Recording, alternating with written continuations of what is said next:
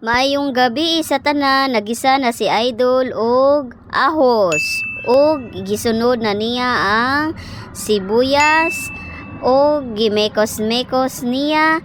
Pagkahuman isunod ang sabaw ng sardinas. Dayon mekos-mekos ni Idol ulit. At pagkatapos mekos-mekos ni Idol, sinunod naman niya ng lunod ang repolyo. Mauna ang among sudan karong gabi, mga kakasisilab at mga ka-idol.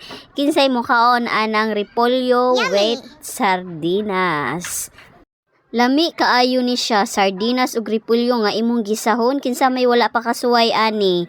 Pagluto mo, lami baya kaayo na siya.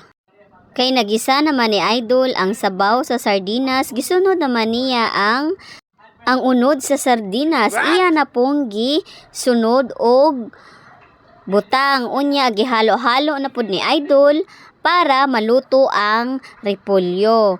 Pagkatapos niyan magluto, mga unata, mga kasisilabs, ug daghang salamat sa pagsuporta sa among mga video og hinaot. Magpastuloy mo og panood.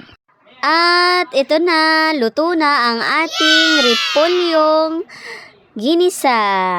Mga unata, daghan salamat. Thank you for watching.